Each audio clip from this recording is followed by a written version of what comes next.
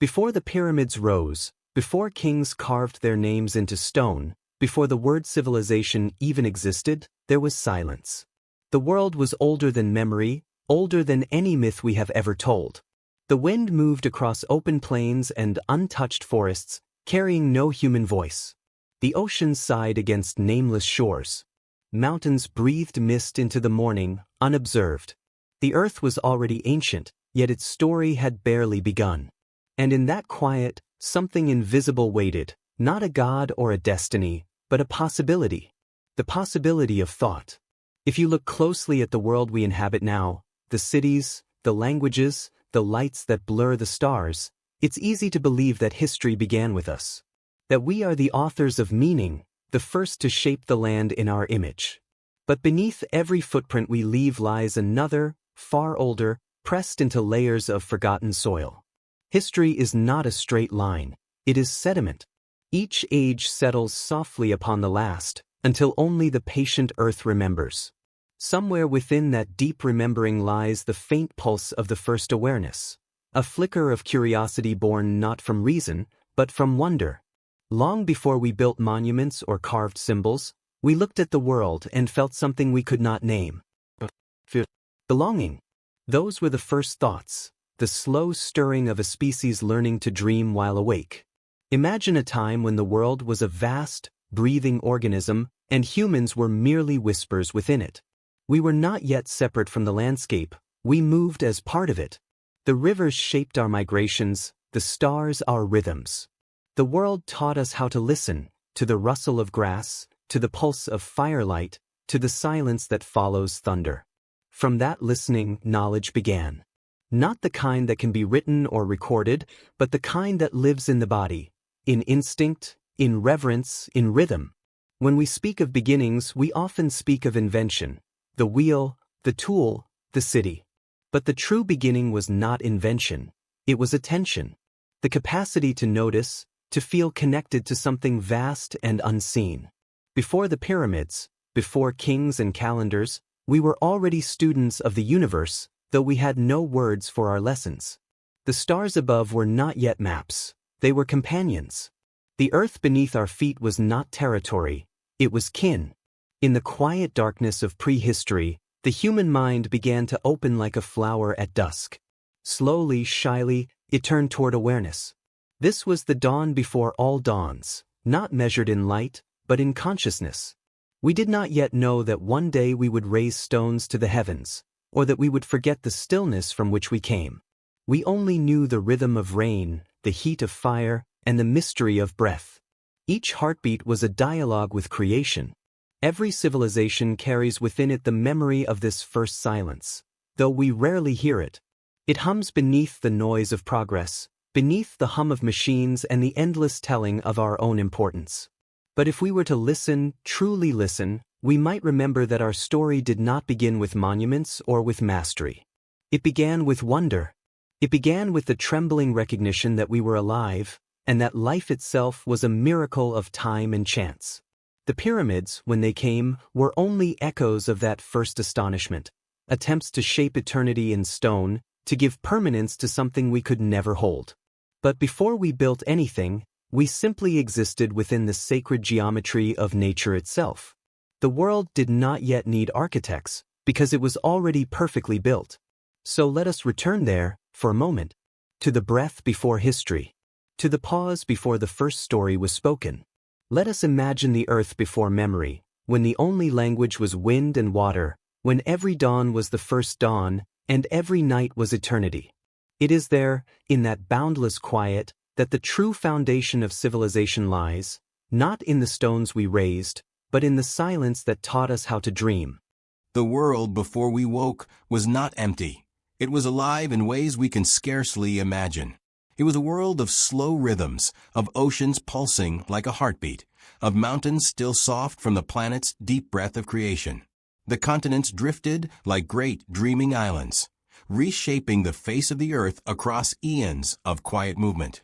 There were no eyes to see this dance, no minds to name it, but the dance went on, patient and unhurried. The planet was preparing itself for awareness. Long before thought emerged, before stories and songs, the earth was already speaking, in the language of wind, of waves, of magma and ice. Deep time is a strange place. It stretches beyond comprehension, measured not in centuries, but in the slow ticking of geological memory. 1,000,000 years is a sigh, 1,000,000,000 a breath. In this vastness, mountains are temporary, seas are travelers, and extinction is only transformation. To look back that far is to surrender our human scale, to let go of minutes and days, and to see time as the planet does. It is a meditation, one that dissolves the ego and replaces it with a quiet awe. There were worlds before ours, not worlds of human cities or language, but ecosystems that thrived in alien harmony. The Cambrian seas, glittering with life forms both strange and beautiful, were the first expression of the planet's imagination.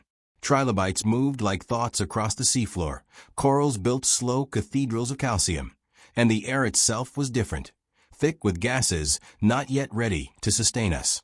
Yet even in that ancient air, the pattern of life was forming: birth, struggle, extinction, renewal. Each cycle refined the design, bringing the possibility of consciousness one step closer. Life did not appear suddenly, nor was it inevitable. It was an accident of balance, the delicate meeting of chemistry and chance, guided by the invisible hand of time. Lightning sparked across primordial oceans, molecules found each other, and something began to replicate, to remember. The first memory on Earth was not human, it was molecular. The earliest life was a whisper of persistence, a refusal to fade. From that whisper came the symphony of all future being. For billions of years, that symphony played without an audience. Trees rose and fell, continents collided. Ice ages swept across the globe like the slow blink of eternity. Dinosaurs ruled, then vanished, leaving the planet to dream again. Each extinction cleared the stage for something new, and in the quiet that followed, life reinvented itself. The earth was a patient sculptor, shaping consciousness from stone and shadow. When the first primates lifted their faces to the sun, the world had already rehearsed for their arrival for ages beyond measure. The rivers that would one day cradle humanity had already learned how to carve valleys. The stars that would inspire the first myths had been burning for eons, waiting to be noticed. Even the moon, that silent witness, had settled into its orbit long before we knew to call it beautiful.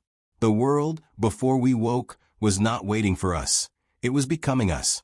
To imagine this world is to imagine stillness on a cosmic scale.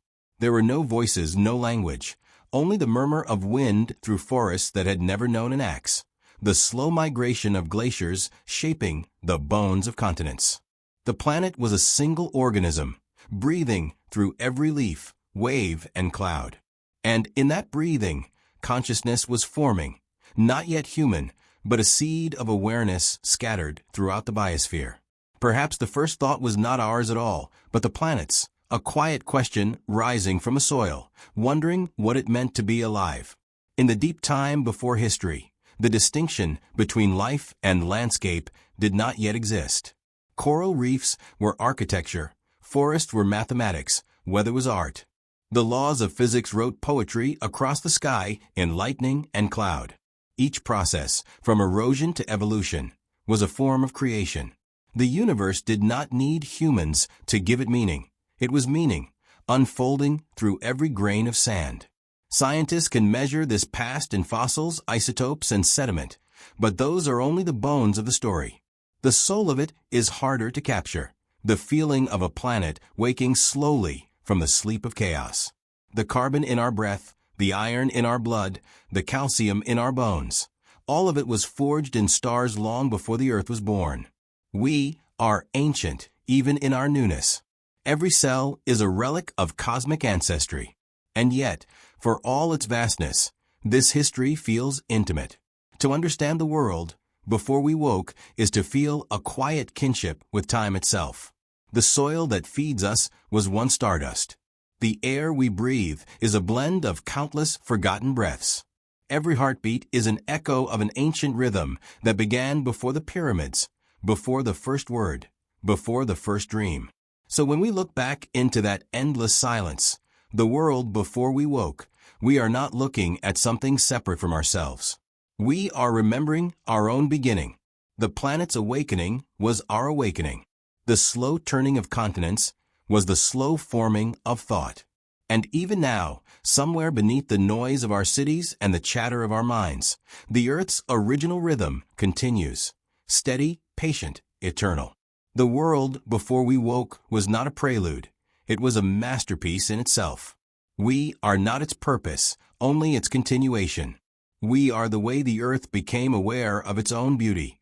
And every time we pause to listen, to feel, to wonder, we return to that first awakening. We return to the long breath of the world, the one that began long before memory, and still moves quietly within us. Humans often imagine their story beginning with firelight and stone, but the truth is far older and far quieter. Long before the pyramids reached for the sky, before kingdoms carved their histories into walls of granite, there existed a dawn we have mostly forgotten, a dawn not written in words, but etched in rivers, coastlines, and vanished stars. It was the first light of human awareness, scattered across a world that was changing, trembling between ice and warmth. This was the forgotten dawn, an age of memory before memory, when humanity's roots reached deeper than our stories can recall. 12,000 years ago, the Ice Age began to loosen its grip. The world was thawing, reshaping itself in ways both gentle and catastrophic.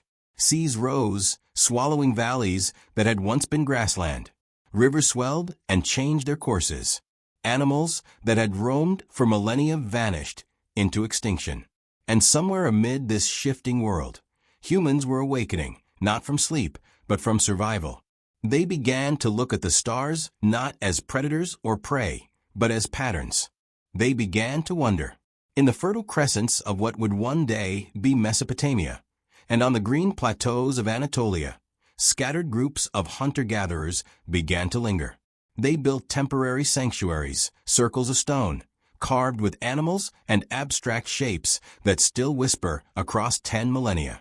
Göbekli Tepe stands as one of these whispers, a monument built before agriculture, before pottery, before civilization as we define it. No houses surrounded it. No fields fed it.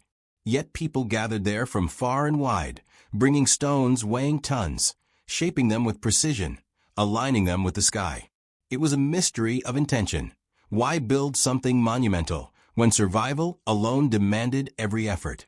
The answer may be simpler than it seems. Perhaps we built to remember.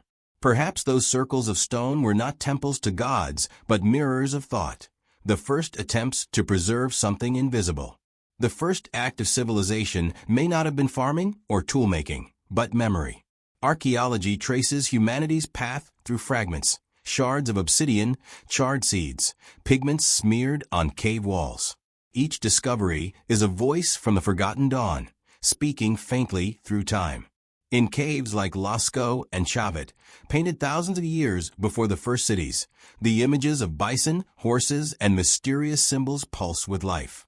They are not primitive art. They are language in its dreaming stage, the mind rehearsing for words. Every brush of pigment was an act of remembering, a refusal to let experience dissolve into the dark. The forgotten dawn was also a time of loss. As the ice melted, entire coastlines vanished beneath the sea. What we now call the Mediterranean was once a fertile basin, filled with rivers and valleys where people lived and dreamed. Doggerland, now hidden beneath the North Sea, was once a vast plain connecting Britain to Europe, dotted with lakes and forests. And across what is now Southeast Asia, the Sunda Shelf stretched far beyond today's islands, home to communities who vanished with the rising tides. These were worlds swallowed by water, their stories erased by silence.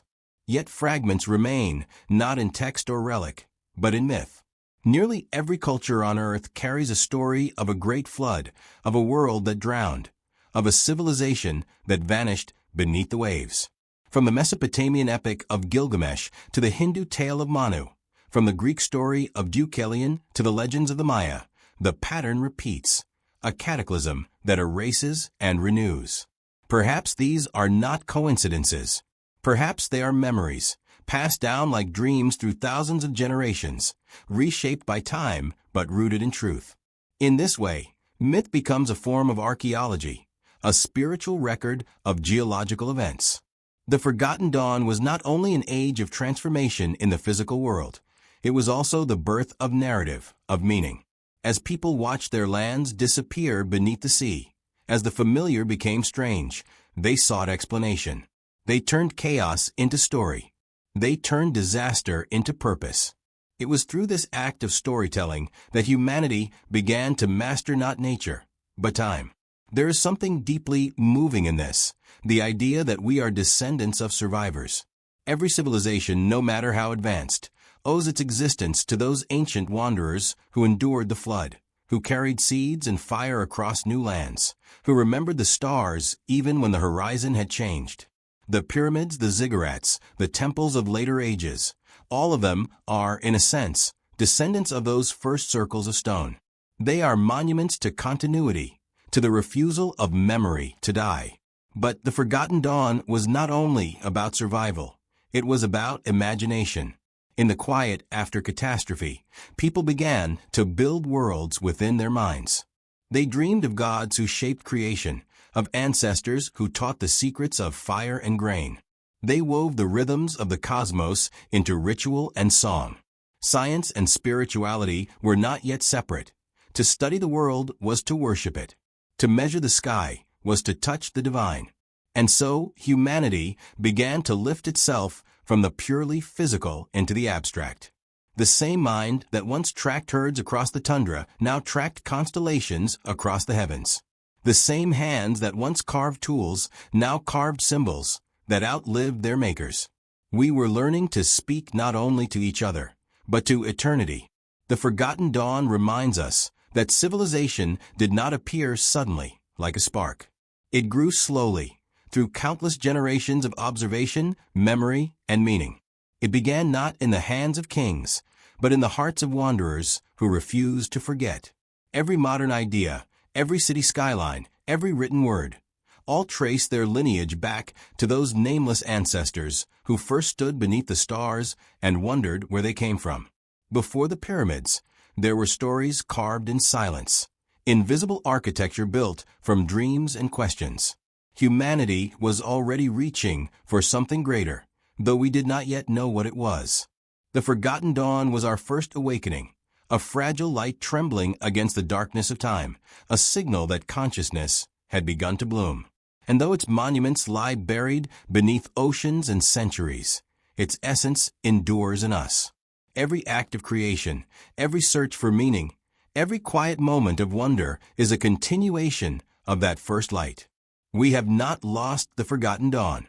It lives in our curiosity, in the way we still look at the night sky and feel both small and infinite.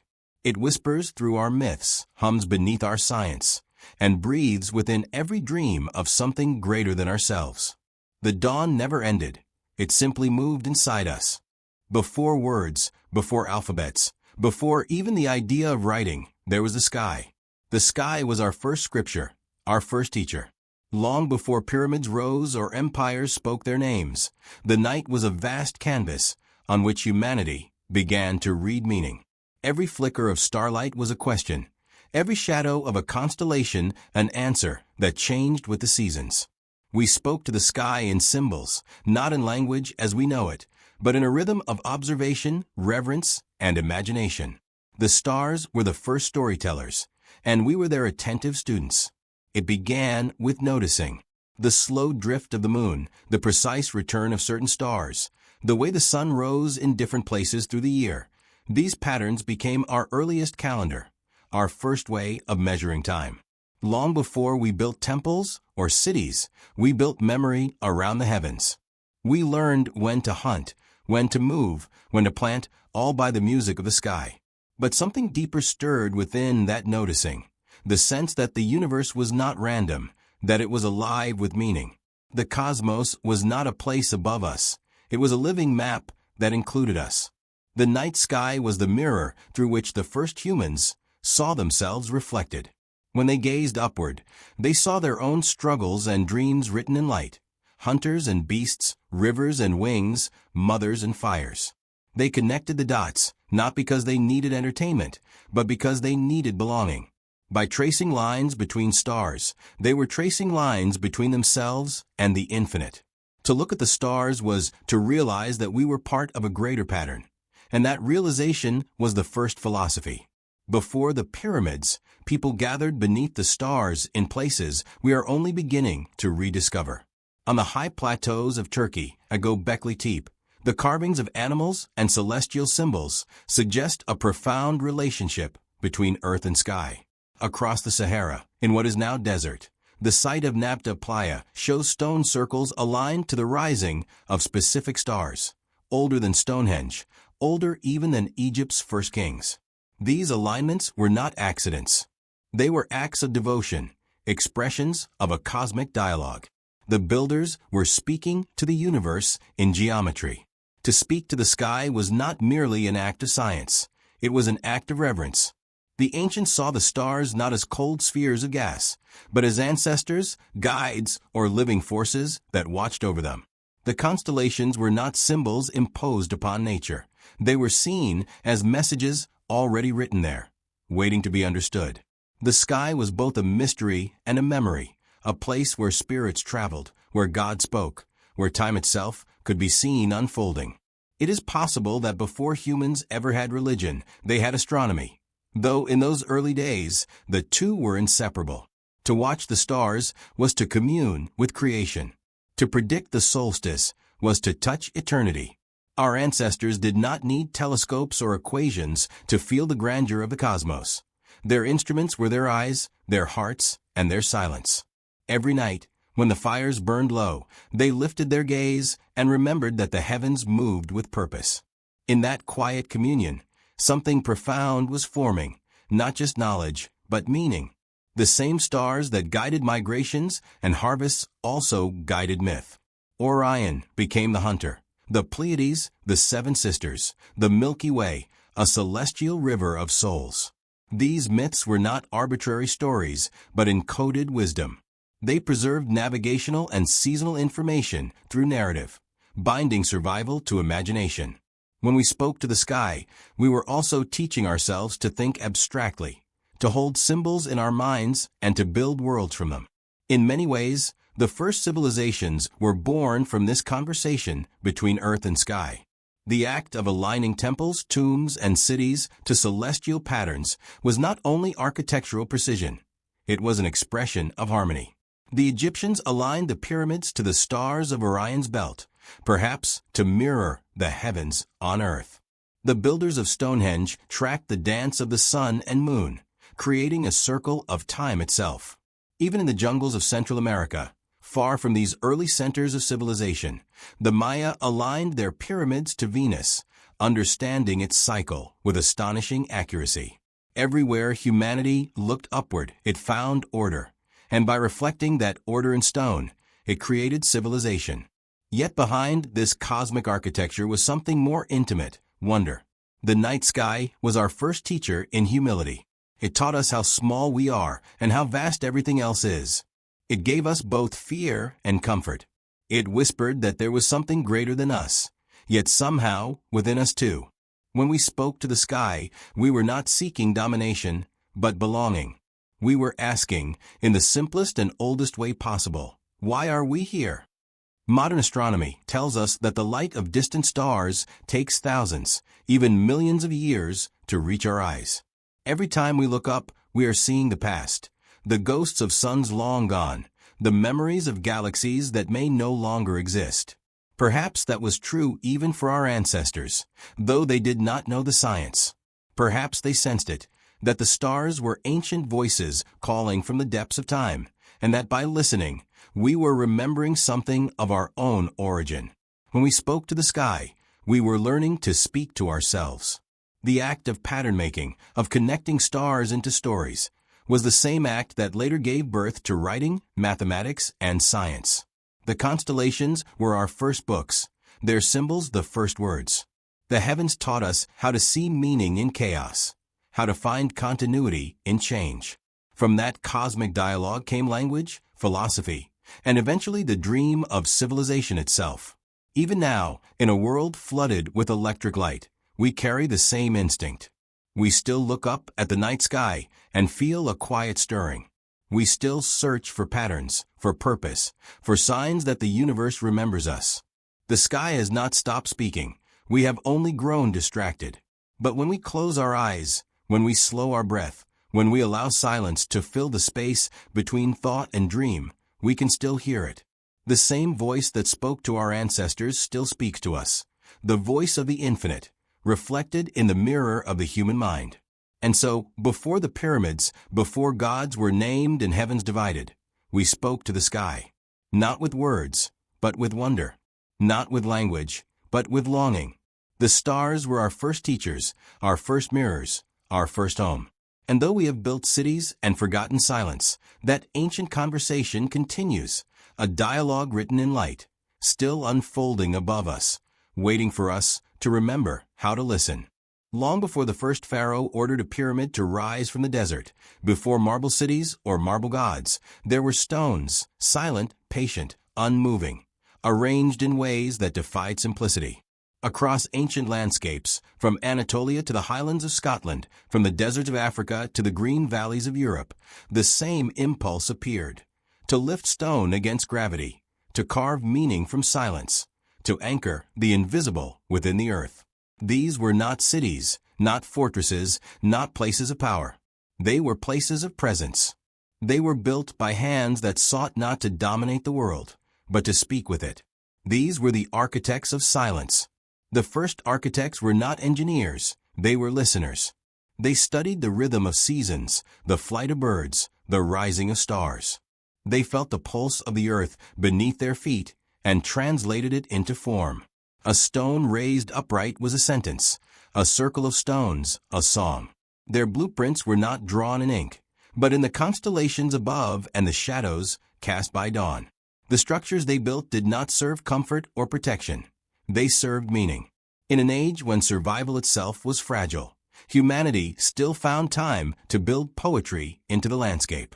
Göbekli Tepe, perched upon a hill in what is now southeastern Turkey, stands as one of the earliest examples of this architectural language. 12,000 years old, it predates agriculture, pottery, and writing. It is older than myth, yet it is myth, carved in limestone. Massive pillars, shaped like the letter T, form circles that seem to mirror the heavens. Each stone bears reliefs of animals, foxes, vultures, snakes, guardians of forgotten symbolism. The site was not a dwelling. There were no hearts, no signs of daily life. It was a place of gathering, of ritual, of memory. Those who built it were nomads, yet they built as if for eternity. Why?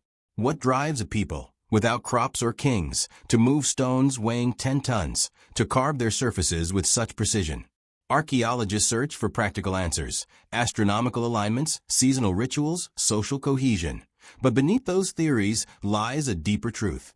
Humanity has always built to bridge the gap between the seen and the unseen. These stones were not only monuments, they were mediators. They anchored the infinite to the ground, creating a dialogue between sky and soil. This impulse appears everywhere once we learn to see it. In the Sahara, at Nabta Playa, a circle of stones marks the rising of Sirius, the same star that would later guide Egyptian priests in the flooding of the Nile. In the British Isles, the great megaliths of Avebury and Stonehenge align with solstices, connecting human ritual to the celestial clock. In Malta, temples carved from living rock echo the curves of the human body, merging architecture and anatomy. Thousands of miles apart and thousands of years before written history, different peoples were dreaming the same dream. That form could hold spirit, that stone could speak. These were not monuments to gods in the way we think of them today. They were not symbols of hierarchy or conquest. They were acts of reverence, places where the earth itself was sanctified. The architects of silence did not build to reach the heavens, but to remember that the heavens were already here. Each stone placed with purpose was an acknowledgement that life and landscape were one continuous gesture, that existence itself was sacred geometry. In lifting these stones, early humans may have discovered something profound about themselves, that to build is to remember, and to remember is to endure. When words were fleeting and songs forgotten, the monument became the body of memory. Each stone was a syllable in the language of continuity. They built not because they needed shelter, but because they needed to belong to time. They were creating a way for their thoughts to outlive them, long before writing offered such immortality. It is tempting to view these structures as primitive beginnings of later architecture, as precursors to the temples and tombs that followed. But perhaps it is the other way around. Perhaps those later marvels, the pyramids, the ziggurats, the cathedrals, are the descendants of something purer, simpler, and more intimate, the human urge to commune with the ineffable. The megaliths were not beginnings of civilization. They were beginnings of consciousness made visible. To stand before one of these ancient circles, even today, is to feel a strange stillness, a hush that exists outside time. The wind moves through the stones like breath through a flute. Shadows slide across carvings whose meanings are long lost, yet whose presence still commands attention. It is as if the builders embedded silence itself into the architecture, a silence so complete it becomes a form of speech. In that stillness, the mind quiets, and something older awakens, a recognition that these structures were never abandoned. They are still listening. Modern science tries to map their purpose through carbon dating, through mathematical modeling of alignments and acoustics. But what those tools cannot measure is intention, the interior dimension of creation. To the architects of silence, each act of construction was an offering. The effort of raising stone was itself a prayer, the design a meditation. Building became a form of remembering the cosmos, of imitating the universe's balance through weight and proportion. In their own way, they were physicists of feeling, engineers of wonder. If civilization is the act of turning chaos into pattern, then these early monuments mark the moment when humanity first began to mold thought into matter. We were not yet citizens or farmers or kings. We were dreamers who realized that permanence could exist. A stone placed with purpose could resist decay, could endure beyond the ephemeral flicker of human life. In that realization lay both beauty and tragedy, the awareness that time erases all, and the determination to resist it, even if only for a while. When the first cities rose millennia later, their builders inherited this sacred logic. The pyramids of Egypt, the ziggurats of Mesopotamia, the temples of Greece, all are echoes of the same ancient intuition, that structure itself is a form of prayer. But the architects of silence had no rulers, no empires, no written doctrine. Their cathedral was the sky, their altar the earth. They did not seek to rule the world, they sought to remember it. We call them primitive because they left us no texts, no named kings, no records of conquest. Yet their creations still stand, while so many empires have crumbled into dust. Perhaps they understood something we have forgotten, that the most powerful statements are made not in noise, but in quiet, not in control, but in surrender. To build in silence is to trust the universe, to know that meaning will endure even if memory fades. And so they built, circle by circle, stone by stone, breath by breath, not for glory, but for continuity. Their monuments were not declarations, but questions. Who are we? Where do we come from?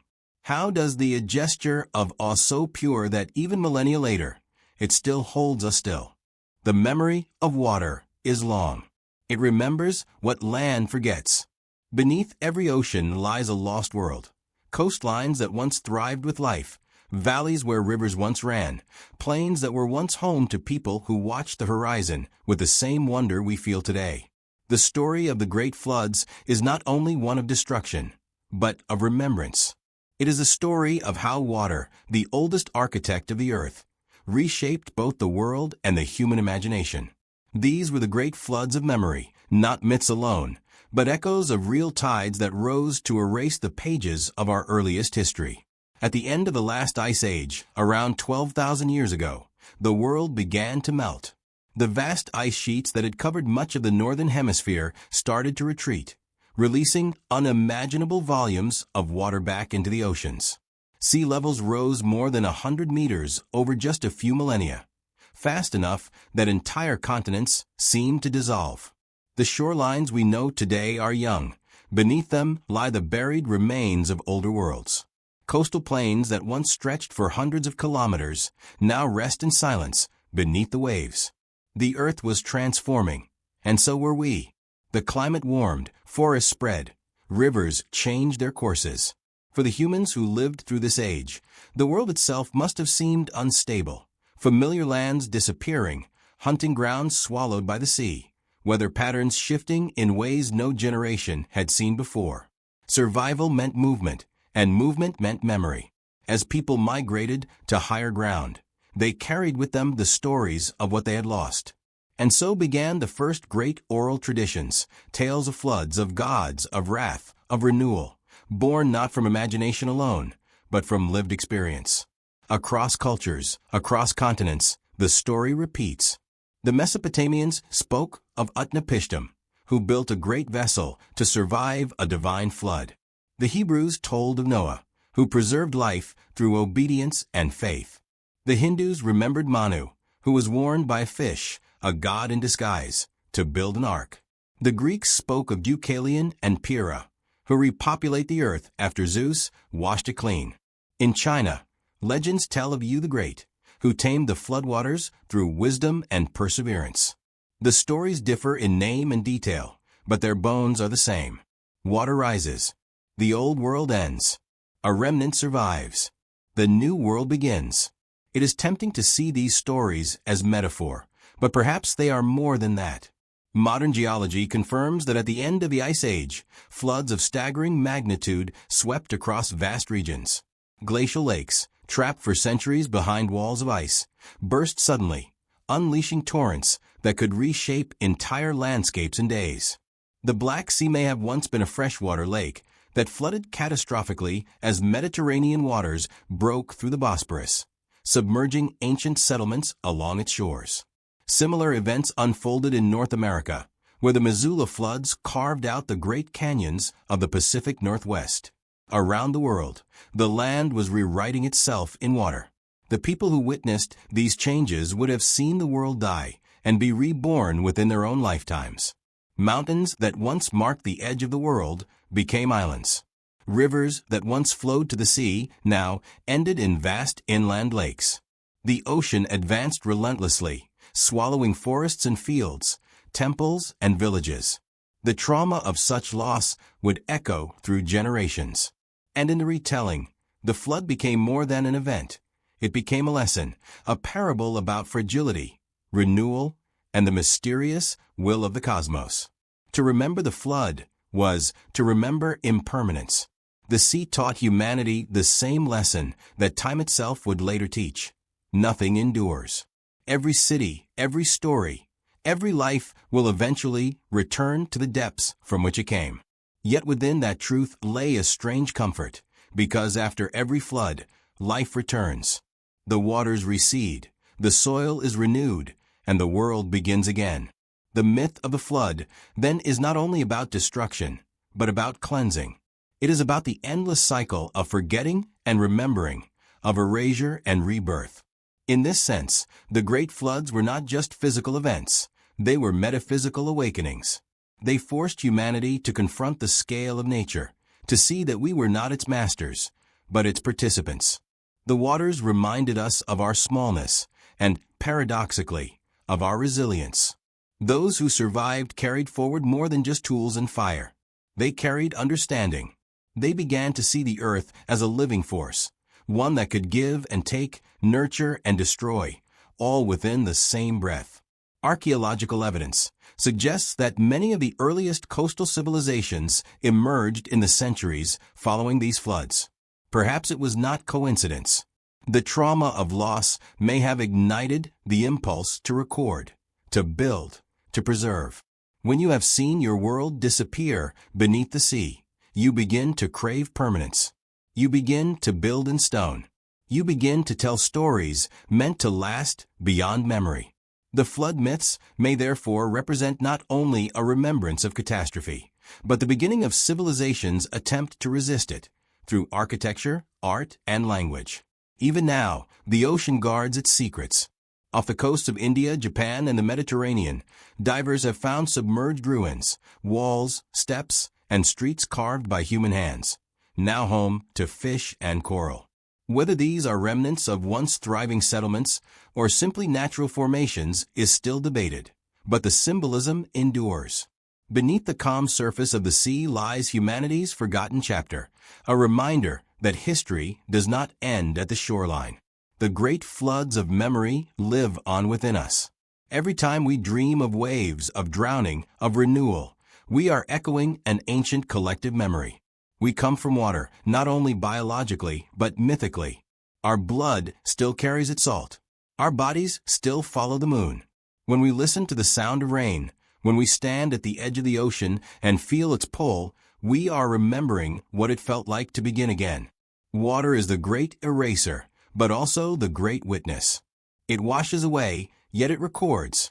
In every drop, in every tide, in every current, there is the whisper of what came before. The flood did not simply destroy, it taught. It gave us the concept of time, of consequence, of renewal. It reminded us that even the mightiest structures, the proudest civilizations, are temporary ripples in an endless tide.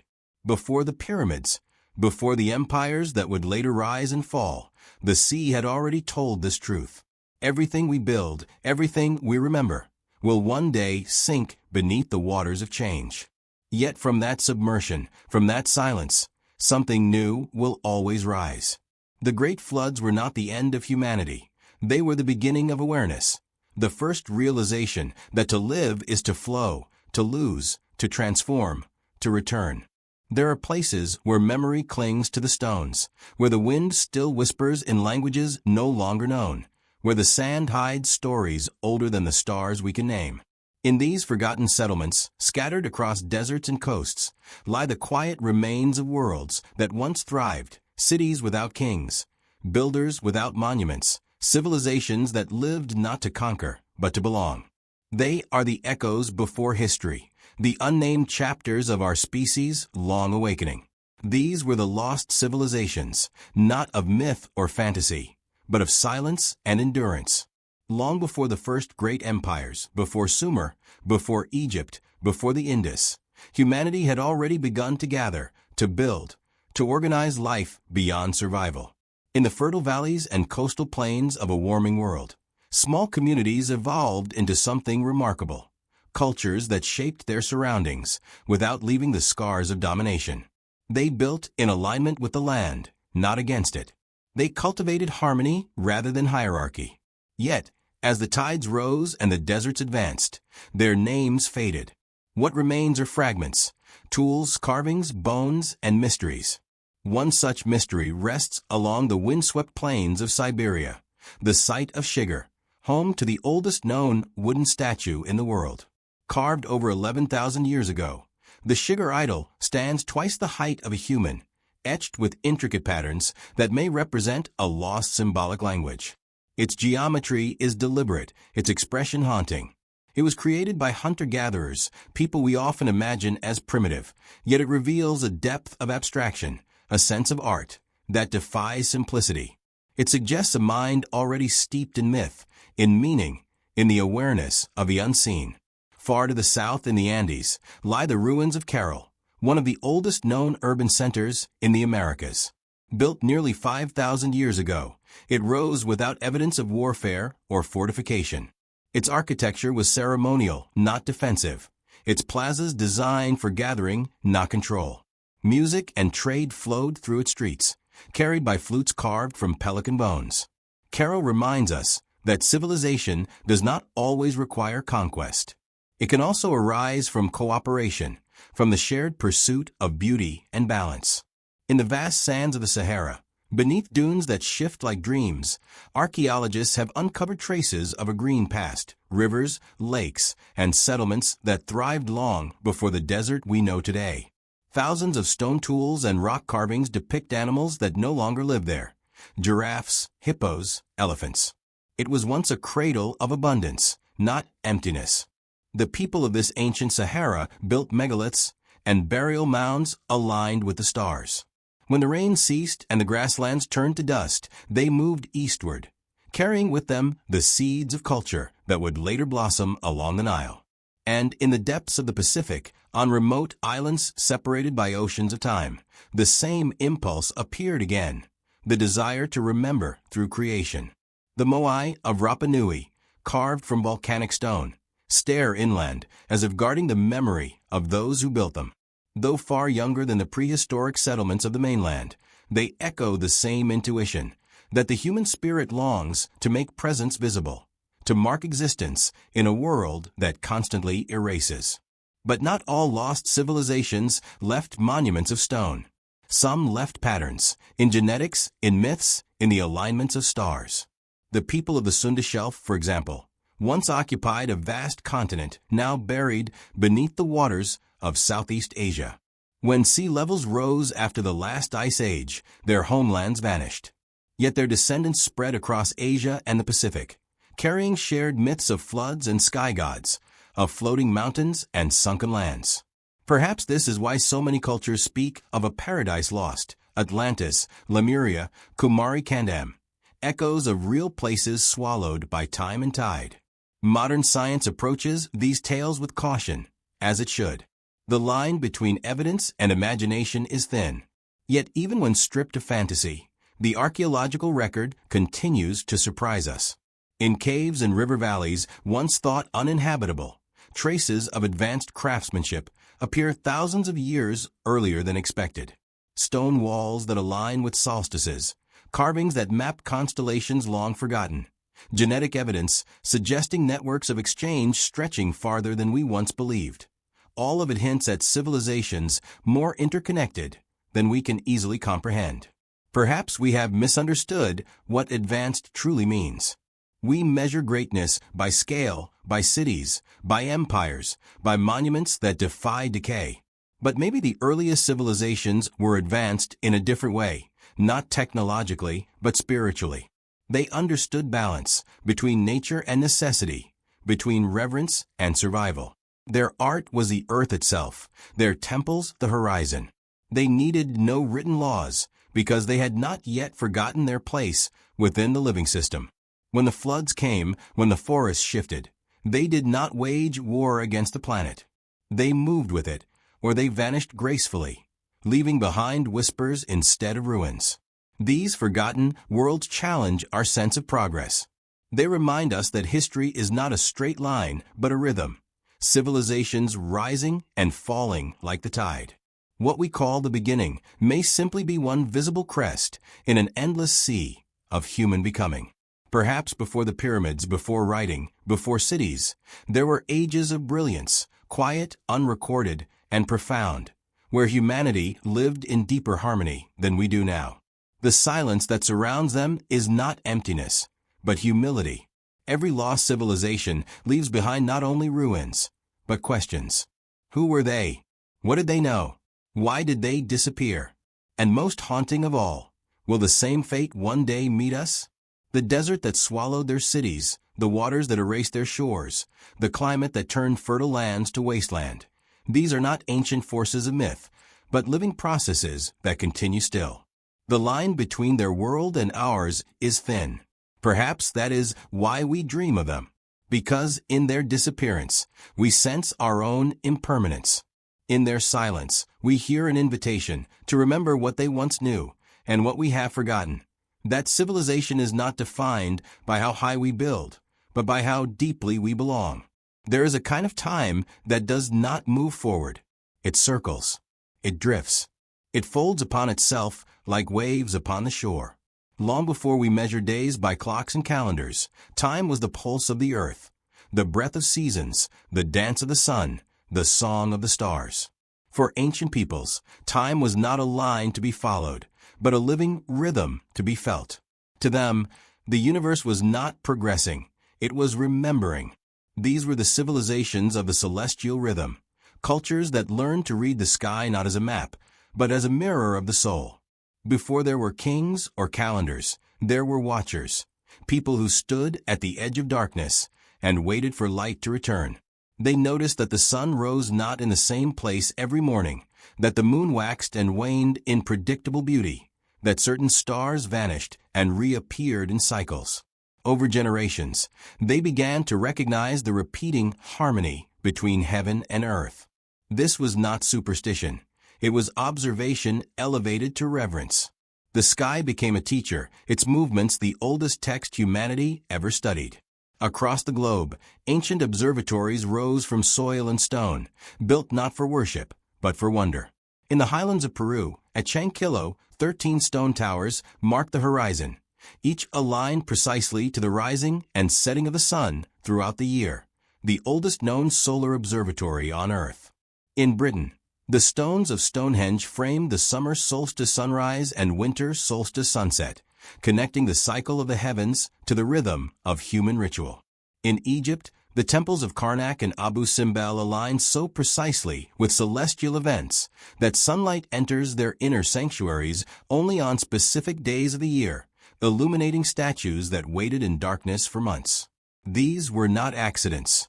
They were acts of cosmic participation, architecture tuned to the music of the stars. The builders of these monuments understood something profound, that to live well, one must live in rhythm with the cosmos. The return of light after the solstice was not just an astronomical event. It was the resurrection of hope. The rising of certain stars marked not only seasons of planting and harvest, but seasons of reflection. The movement of the heavens provided structure not just for survival, but for meaning. To the ancient mind, the sky was not distant, it was intimate. Its patterns were woven into the rituals of love, death, and renewal. The Dogon people of Mali tell a story about the star Sirius, a story that predates modern astronomy by centuries. They speak of its companion star, invisible to the naked eye, and describe its orbit with uncanny precision. Whether this knowledge came from careful observation or ancient inheritance, it reflects a truth about humanity's relationship with the sky. We have always been listeners. The cosmos speaks, not in words, but in patterns. The ancients knew how to hear it. In Mesoamerica, the Maya turned this listening into mathematics. Their calendars, carved in stone, were not mere instruments of measurement. They were philosophies of time itself. To the Maya, time was alive, each day a living entity with its own energy and purpose. The cycles of the long count calendar mapped not only astronomical events, but the rise and fall of civilizations, the breathing of the cosmos itself. To them, history was not a march toward an ending, but a cycle of endless transformation. Even the apocalypse was simply another turn of the wheel, the death that precedes rebirth. In ancient China, the sky was the empire's mandate. The emperor was said to rule under the mandate of heaven, his legitimacy tied to the balance of cosmic order. When comets appeared or eclipses darkened the sun, they were not random. They were messages. Astronomy and governance were inseparable. The observatories of the Han and Tang dynasties were centers of both science and spirituality, where scholars sought harmony between human law and celestial law. The stars, they believed, were the reflection of virtue. When humanity lived out of balance, the heavens trembled in response. What all these traditions share is a profound humility before the cosmos, a recognition that we are participants in something vast and cyclical. In our modern world, time has become a linear command: forward, faster, more. But for our ancestors, time was circular, patient, sacred. It was a song you could join, not a race you could win. Their days were not divided by minutes, but by the color of the light, the scent of the air, the angle of the stars. They lived inside the breathing of the universe. This cosmic awareness shaped their architecture, their myths, their music, and their sense of self. To build in alignment with the solstice was to remember that light always returns. To carve constellations into stone was to acknowledge that the same stars that watch us now watch those who came before. To measure time by the moon was to live in harmony with growth and decay, waxing and waning like all things. In this way, their understanding of the cosmos was not separate from their spirituality. It was their spirituality. Science today continues this same journey, though in different language. We map galaxies, we measure cosmic background radiation, we trace the birth of stars through light older than Earth itself. Yet beneath our instruments, the same longing persists, to find meaning in pattern, to find self in the infinite. We may no longer call it the voice of the gods, but we still listen for harmony in the hum of the universe. Perhaps this is the legacy of those who first watched the sky. They taught us that understanding is not conquest, but communion. That to know the stars is to know ourselves, because the same matter that burns in them burns in us. The rhythm of their explosions, their cycles of birth and death, are echoed in our hearts, in our breath, in our very DNA. The cosmos is not out there. It is within us. Before the pyramids rose to imitate mountains, before calendars divided the world into hours, there were watchers who stood in silence and waited for the dawn. They did not see themselves as masters of time, but as guests within its endless spiral. They built not to control, but to remember. Their temples were calendars of eternity, their stones a conversation with the infinite. And even now, when we gaze upward into the night sky, into the same darkness that surrounded them, we are continuing their work. We are the latest generation of watchers, still trying to read the rhythm of the stars, still trying to understand where we fit in the turning of all things. There are moments in history when the human spirit seems to awaken to something vast, not through conquest or invention, but through stillness. Before the pyramids, before kings, before written law, humanity began to look inward as deeply as it once gazed at the stars. The early sages of the world were not rulers or priests. They were listeners of silence, seekers of pattern, interpreters of the invisible. They stood at the threshold between myth and reason, between ritual and reflection, and glimpsed something extraordinary, that the universe without and the universe within were reflections of one another. This was the birth of the first philosophy, the awakening of the mind before civilization had a name. The earliest stirrings of philosophy did not come from libraries or temples, but from firelight and breath. In the hush of night, when the wind softened and the stars emerged, people began to wonder, not just how the world worked, but why it existed at all. Questions arose like sparks from the embers. What moves the sun? What dreams the mountains? What is the soul that speaks within us? These were not yet scientific questions, nor were they entirely religious. They were something in between, a yearning to understand being itself. Across the ancient world, this yearning took many forms. In the Indus Valley, thousands of years before the Vedas were written, the rhythm of breath and consciousness was already a focus of contemplation. The people there meditated by rivers that would later vanish, their thoughts flowing like water, impermanent yet profound. From these early seekers would later emerge the seeds of what we now call Dharma, the idea that there is an order to existence, an invisible harmony that connects all things. To live well was not to dominate the world, but to align with it. Far to the west, along the Nile, a similar understanding was forming. The Egyptian concept of Ma'at, truth, balance, and cosmic justice, was not merely a moral code. It was a philosophy of being. To live in Ma'at was to participate in the balance of the cosmos. Even the gods were bound by it. Before the pyramids rose, this idea already guided their architecture, their art, and their ethics. The universe, they believed, was not chaos to be conquered, but harmony to be maintained. And in China, the early sages who would one day give rise to Taoism were already observing the flow of rivers, the rhythm of clouds, the gentleness of wind. They recognized a principle that would later be called the Tao, the way, the silent, self-moving pattern that gives rise to all things. To walk the way was to live without resistance, to act without force, to see that the smallest movement reflects the greatest truth. This was not religion. It was the poetry of awareness. These early philosophies did not emerge in isolation. They arose from humanity's shared awakening, a collective intuition that consciousness itself was part of the fabric of the cosmos. When people carved spirals into stone, they were not merely creating decoration. They were expressing an insight into the nature of existence, that life turns upon itself, endlessly renewing, endlessly returning.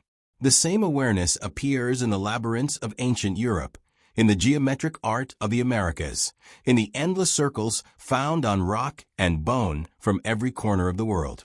All point to a universal realization that life is cyclical, that everything is connected, and that the divine is not distant but intimate. Before philosophy became formal, before Socrates asked his questions in Athens, before Confucius spoke of virtue, before the Buddha sat beneath the Bodhi tree, there was this silent tradition of wonder. The thinkers of the prehistoric world did not write, but they thought deeply. Their questions were not recorded, yet they shaped the stories that followed. In their myths, we can hear the echo of their reasoning, a poetic form of philosophy that saw no boundary between science, spirituality, and art. The myths of creation from this era, though varied, share a similar voice. They speak not of gods creating the world from nothing, but of emergence, of life arising from an eternal sea, of order forming out of darkness, of sound becoming substance.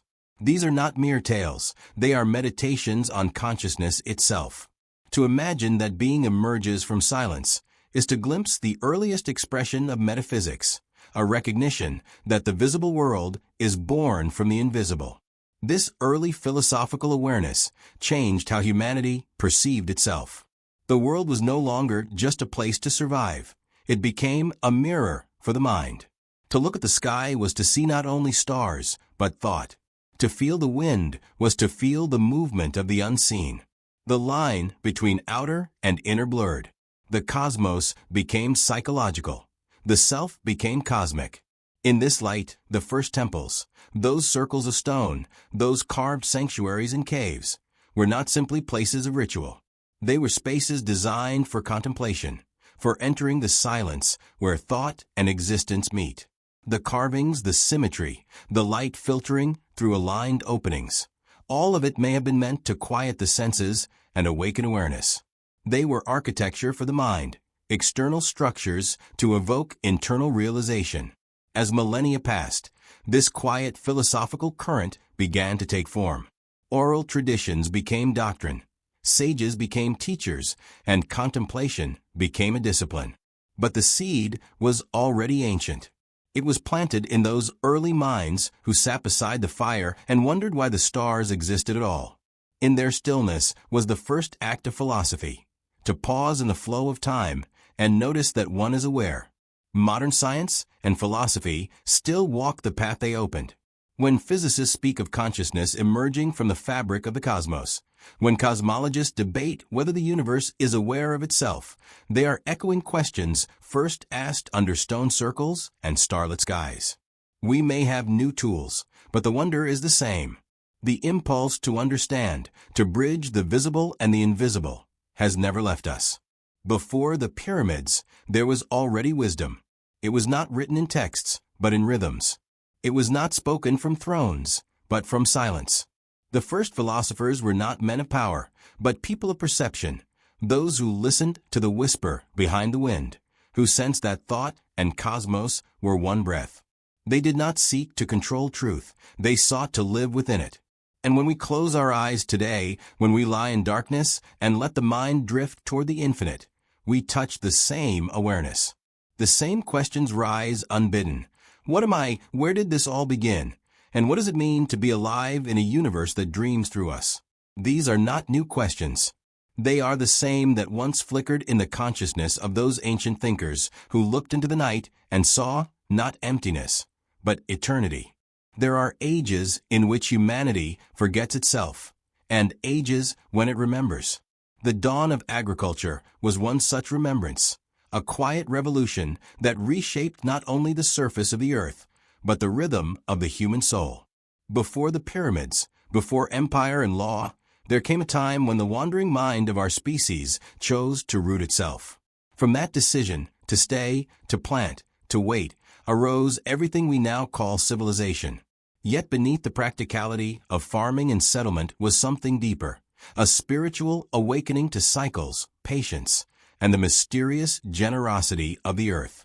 When the ice age ended, the world softened. Glaciers retreated, rivers found new paths, and valleys blossomed with abundance. The great herds moved northward, and the hunters, who had followed them for millennia, stood at a crossroads. To continue chasing life meant eternal motion. To stay meant the birth of time as we know it, measured in seeds and seasons rather than footsteps and horizons. Slowly, scattered groups of humans began to plant, to cultivate, to trust in the unseen process of growth. It was an act of faith more than knowledge, faith that what is buried will one day rise again. The first farmers were not yet builders of cities. They were builders of continuity. In the fertile crescent of the Middle East, in the valleys of the Yangtze, in the highlands of New Guinea and the shores of Mesoamerica, humanity discovered rhythm. The world no longer spoke in immediate needs, hunger, pursuit, survival, but in cycles of waiting and return. The earth became a partner, not a battlefield. To plant a seed was to enter a contract with time, to believe in a future unseen. And in that trust, humanity's imagination deepened. Agriculture changed more than how we lived. It changed how we thought. The hunter's world was one of movement and instinct. The farmer's world was one of patience and pattern. Watching the seasons, predicting the rains, studying the soil, these were early sciences disguised as devotion. Every sprout became a sign, every harvest a revelation. Slowly, observation turned into knowledge, and knowledge into wisdom. The farmer, more than the warrior or the hunter, became the first philosopher of the earth. It is said that agriculture began in places where the soil was fertile and the rivers kind, along the Tigris, the Euphrates, the Nile, the industry. But perhaps it began first in the mind. The decision to plant, to wait, to nurture, requires a vision of the future. It is the first time humanity acted not for immediate need, but for possibility. This foresight, this partnership with time, may have been our first true act of consciousness. Civilization, in this sense, was not born from conquest or invention, but from trust in continuity. As villages grew, the landscape itself transformed. Forests gave way to fields, and the geometry of human life began to take shape. The wild unpredictability of the world became, for the first time, something that could be mapped, measured, and maintained. The first calendars were born not from astronomy alone, but from the farmer's eye, the observation that certain stars rose when certain crops thrived. The heavens and the soil became one system, each reflecting the other's rhythm.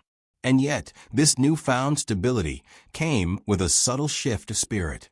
For countless millennia, humanity had moved with the earth, following its migrations, obeying its patterns. Now we began to shape it. Irrigation channels were carved into riverbanks. Terraces were cut into hills. The wild was tamed. The wilderness turned to order. This was the beginning of mastery and the beginning of separation. The earth that had once been a mother became, in time, a servant. The balance between reverence and control began to tilt. Still, in its earliest phase, agriculture was not domination. It was relationship. The Neolithic peoples treated the soil as sacred, the seed as soul. Many early myths of creation mirror the planting of a seed, the idea that life is born through burial, through darkness, through surrender. Death and rebirth were no longer just mysteries of the cosmos. They became daily experiences in the fields.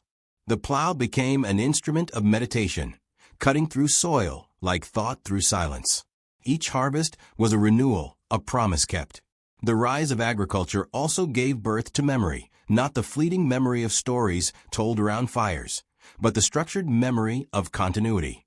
The need to track planting seasons, to record yields, to plan for drought and abundance, required systems of notation, counting, and eventually writing. Civilization began not with kings or warriors, but with scribes, keepers of cycles, recorders of grain. Writing itself may have begun as an extension of the seed, a way to preserve the invisible, to make time tangible. As the centuries passed, the act of cultivation grew into culture itself.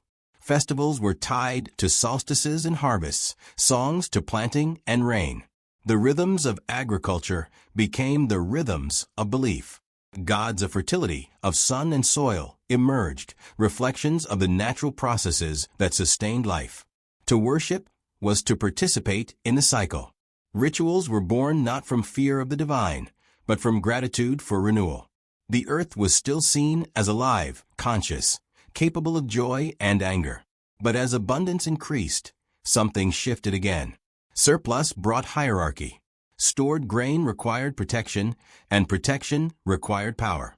Out of the gentle continuity of fields, the first cities rose, and with them, the first distance between the sacred and the mundane. The seed that had once symbolized the eternal now became a measure of wealth. The farmer's patient philosophy gave way, over time, to the merchant's calculation. Humanity had learned how to feed itself, and forgotten, perhaps, how to listen. Yet beneath the machinery of civilization, the spirit of the first farmers endures. Every act of creation, every gesture of patience, every moment of trust in the unseen, carries their legacy. When we plant a tree, when we nurture an idea, when we wait in stillness for something to grow, we echo their faith. The lesson they left is quiet but profound, that all life depends on balance, on reciprocity, on the willingness to surrender control and let the world breathe with us. Before the pyramids, before the mathematics of kings, before the scriptures of empires, there were fields, silent, endless, breathing in the light of dawn. There were hands in the soil, feeling the pulse of the planet. There were seeds buried in darkness, carrying the memory of stars. The first farmers were not just cultivators of land, they were cultivators of time. Through them, humanity learned not only how to live, but how to wait, how to hope, and how to believe that what sleeps beneath the surface will one day rise again. There is a moment in every civilization when the earth beneath begins to take form in stone, when the ephemeral becomes permanent, and the imagination of a people is written not in air or song, but in matter itself. Before the pyramids of Giza cast their shadow over the desert, there were other monuments, older, quieter, perhaps humbler in appearance, but carrying within them the same sacred impulse, to build something that outlasts breath.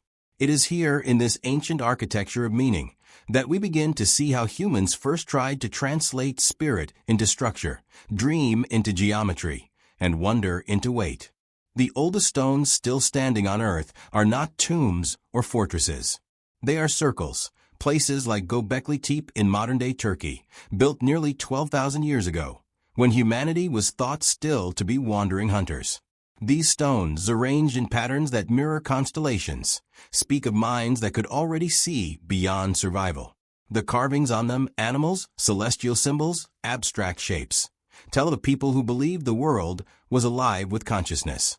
This was not architecture for defense or shelter. It was architecture for awe. The builders of Göbekli Tepe were sculpting silence, giving form to the invisible connection between earth and sky. Stone, in this sense, was not chosen for its strength, but for its stillness. To carve a stone is to mark eternity with intention. Every cut, every alignment, every upright pillar was a sentence in the language of permanence. Before written words, there were stones aligned to the solstice, stones that caught the first light of dawn, stones that cast shadows timed to the cycles of the moon. These were not mere coincidences of construction.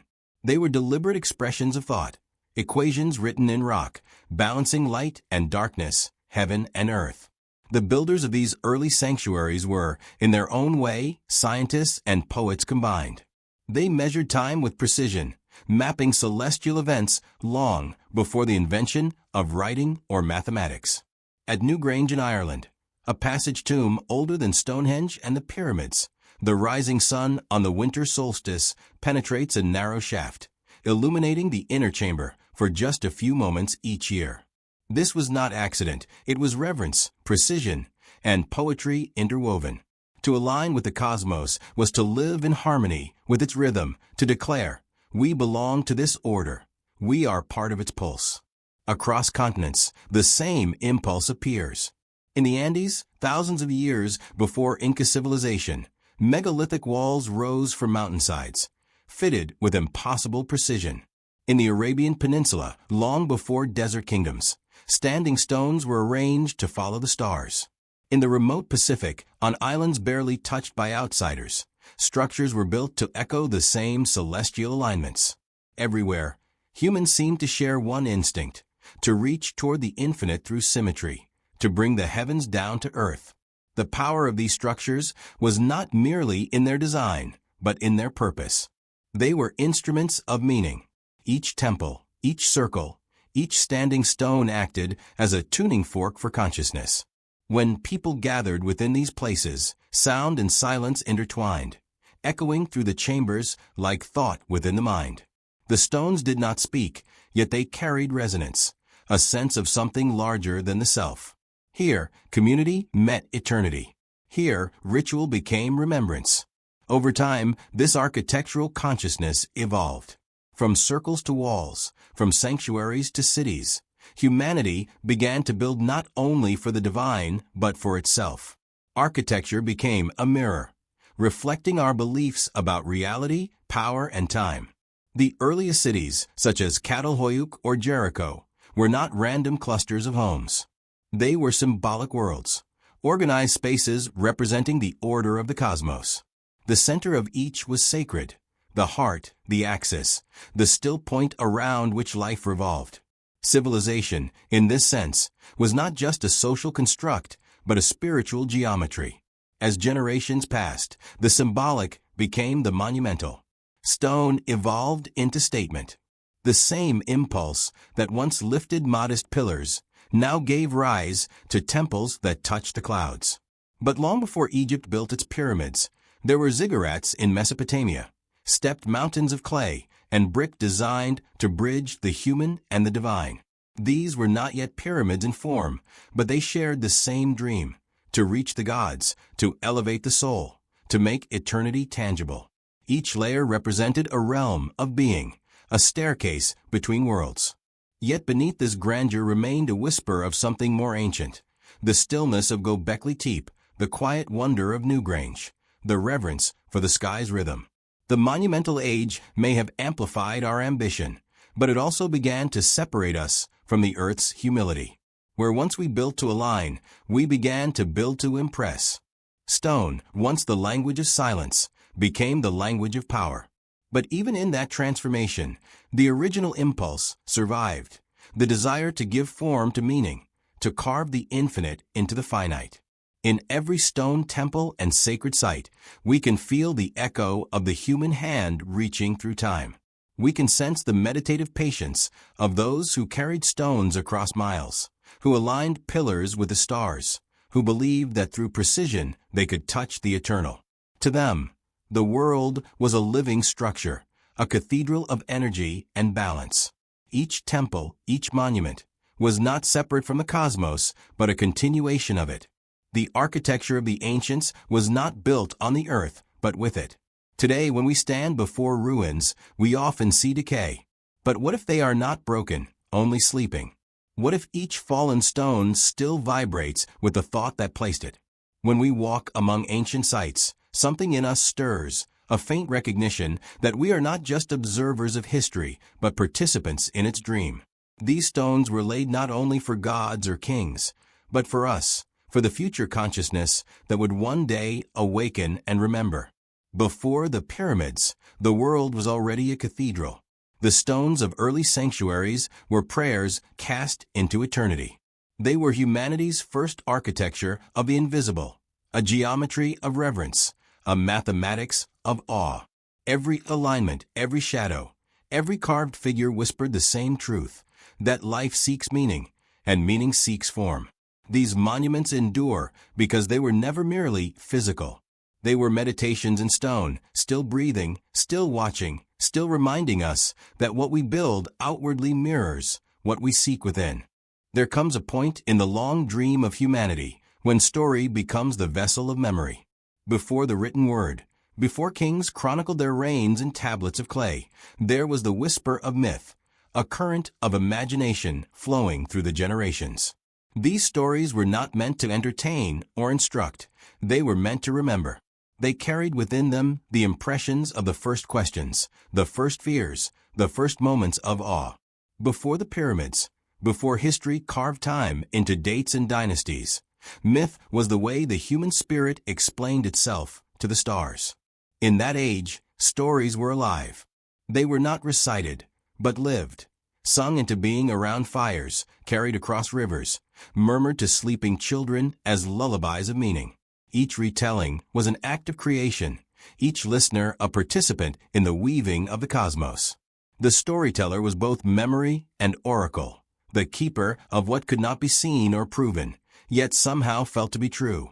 Through them, invisible truths gained shape, like constellations forming from scattered stars. The oldest myths in human history are not tales of war or conquest. They are meditations on birth, on the origins of light, on the rhythm of existence itself. Across continents, people spoke of a time before time, when the world was not yet divided between heaven and earth. The Sumerians told of a cosmic sea, the Egyptians of the dark waters of none, the Greeks of chaos, the fertile void from which everything arose. In faraway lands on every continent, similar visions emerged independently. Creation as awakening, the cosmos as an unfolding consciousness.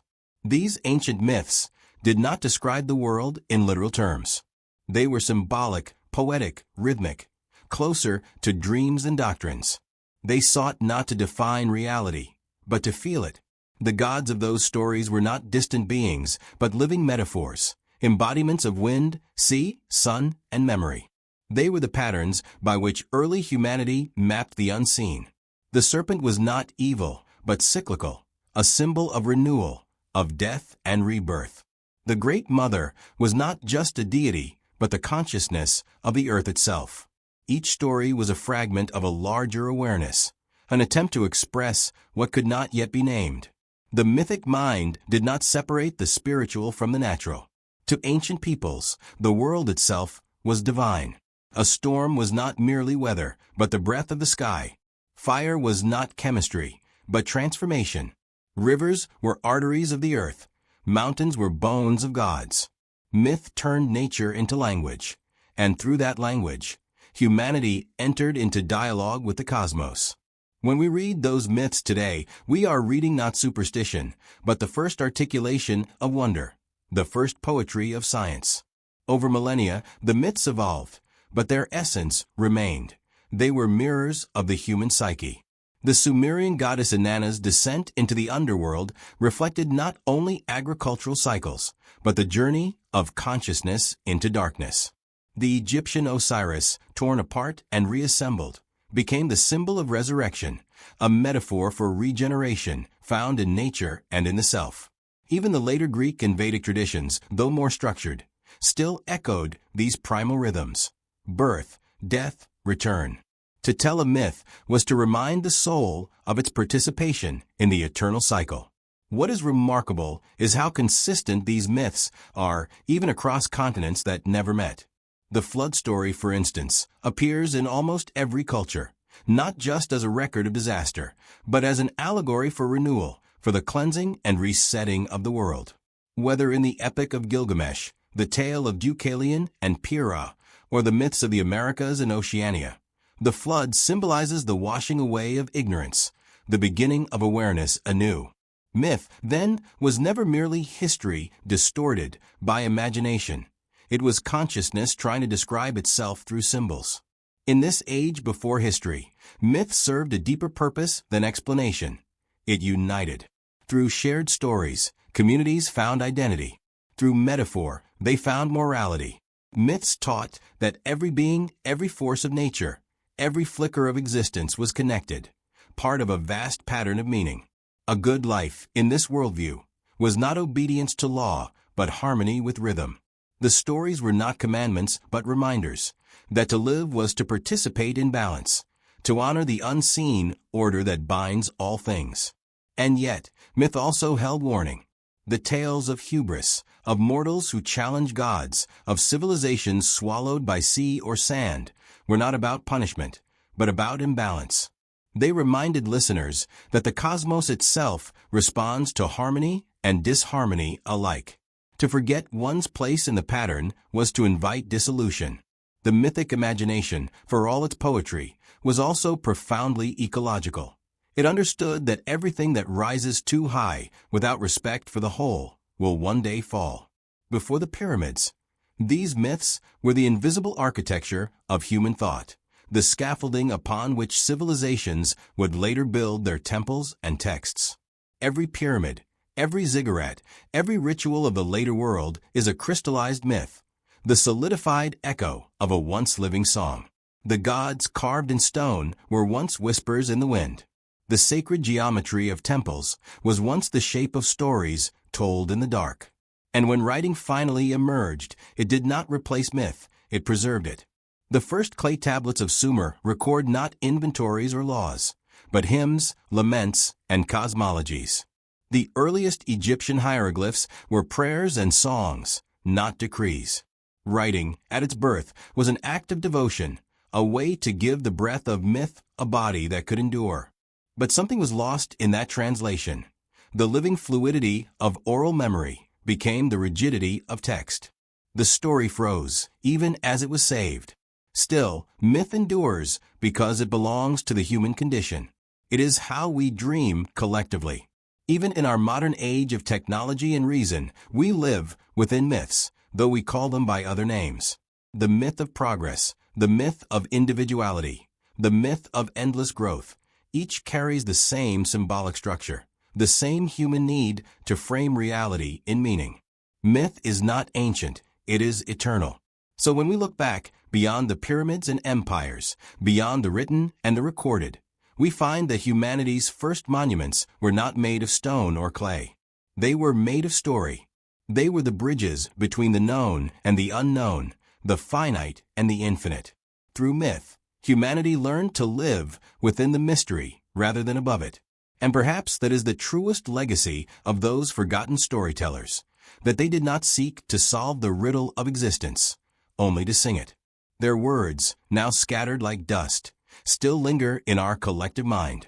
Every bedtime story, every poem, every philosophical question is a continuation of their work, the unending attempt to understand why there is something rather than nothing.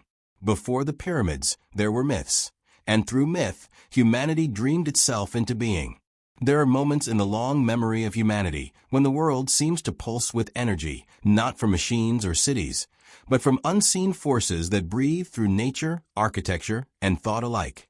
Before the pyramids rose in Egypt, before mathematics and mysticism were split into separate languages, there existed a deep awareness of energy, not as a concept, but as a living reality.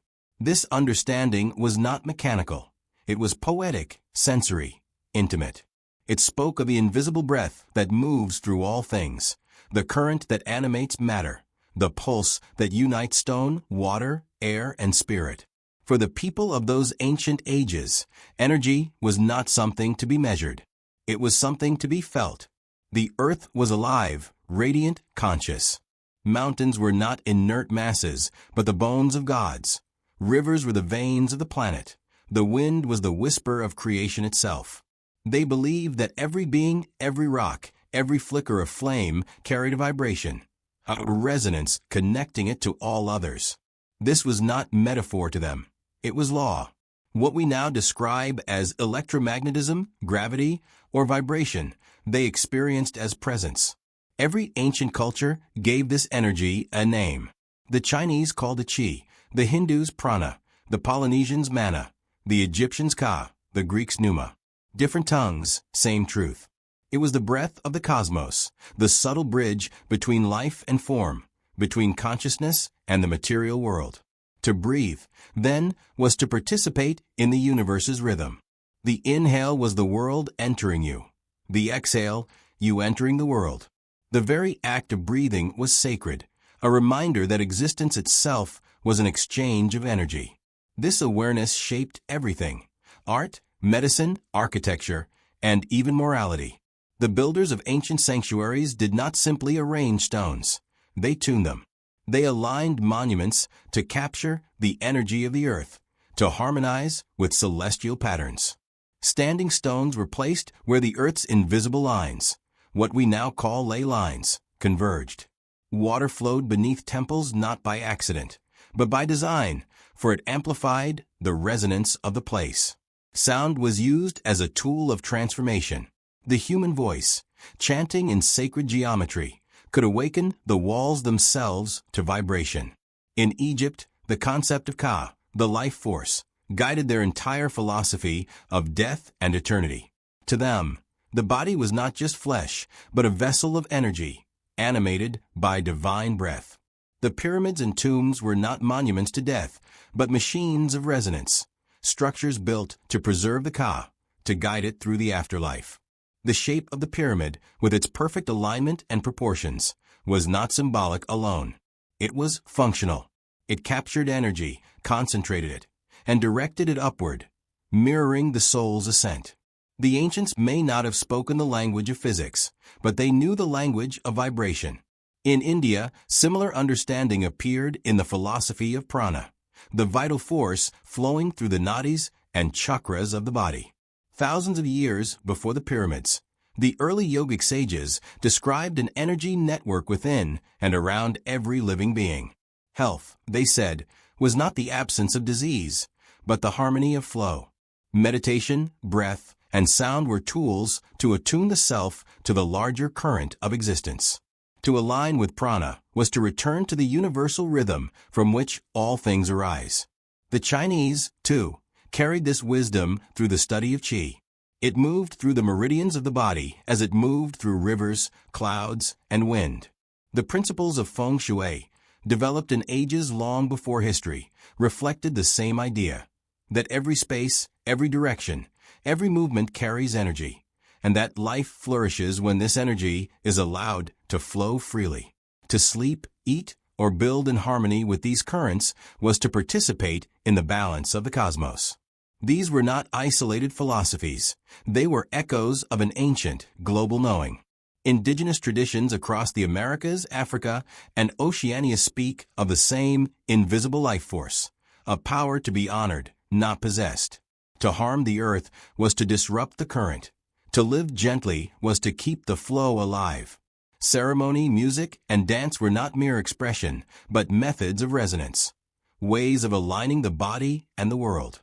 Humanity understood energy not through instruments, but through intuition, through the sensitivity of the heart. Modern science, in its own language, has slowly circled back to the same realization. Quantum physics reveals that matter is not solid, but vibrating energy, that every atom hums with motion, that even the void is alive with possibility. The ancients spoke of vibration as spirit. We now call it frequency. The vocabulary has changed, but the mystery remains. Beneath all distinctions, between myth and measurement, magic and mathematics, lies the same recognition, that all is energy, and energy is conscious movement. To the ancients, this energy was not just in things, it was the thing itself. The universe was music, each being a note in an endless song. This cosmic harmony required balance. Too much or too little of one tone could unravel the pattern. This idea found form in their myths of order and chaos, light and darkness, masculine and feminine, not as opposing forces, but as interdependent vibrations, dancing in eternal reciprocity. To live well was to stay in tune. To fall into greed, hatred, or imbalance was to lose harmony with the cosmic scale. In the quiet of those pre-pyramidal nights, people must have felt it, that hum beneath everything. The rhythm of crickets blending with the heartbeat, the pulse of stars mirrored in the tides, the slow breathing of the earth in its seasons. Energy was not an abstract truth, it was intimate. When they meditated by firelight, when they placed their hands upon the soil, when they watched the sunrise align perfectly with the horizon stones, they were not witnessing phenomena. They were communing with the pulse of creation itself. And perhaps that is why their monuments still move us today. Even after millennia, the energy within them has not faded. When one stands within Stonehenge, Machu Picchu, or the Great Pyramid, there is a palpable sense of presence, a vibration that speaks beyond logic. It is the same current those early builders sought to honor, to harness, to harmonize with. It is as if their awareness was carved into the structure itself, a kind of eternal resonance, humming softly beneath the dust. Before the pyramids, before civilization began to explain the world with numbers and measures, there was already knowledge of energy, not as theory, but as communion.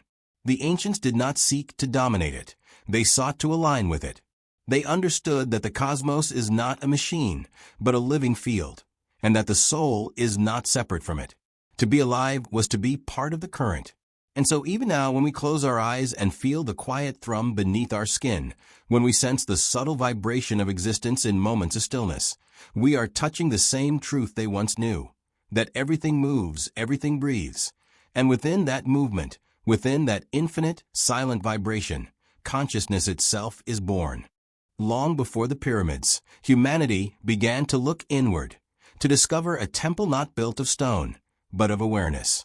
The ancients listened to silence as if it were language, sensing that the same force moving the stars also breathed within them.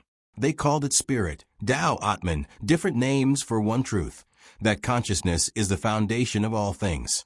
They sat in stillness and found the world mirrored in the mind. Thought became tide, breath became rhythm, and self dissolved into the vastness that holds everything. In that realization, they built the first invisible monuments, the pyramids of the soul, rising toward eternity without a single block of stone. Perhaps their true legacy is not what they built, but what they remembered, that before creation, before civilization, awareness itself was the first great wonder. Before all the monuments, before stone remembered the shape of dreams, there was only awareness, vast, wordless, eternal. The ancients who lived before the pyramids carried this knowing quietly, that life itself was the first sacred structure, that consciousness was the true monument rising toward the infinite. They looked to the sky not in conquest, but in belonging, understanding that to exist was already to be part of something immeasurable. Perhaps that is what they meant to leave behind, not a ruin, but a rhythm, not a city, but a silence that hums through every living thing. The greatness that came before was not built by hands, but by harmony. It was the stillness between breaths, the awareness that watched without needing to define. Even now, when we pause long enough to listen, we can feel it, the quiet pulse of the same ancient knowing within us. Before the pyramids, there was something greater, and it still lives softly in the silence that waits between our thoughts.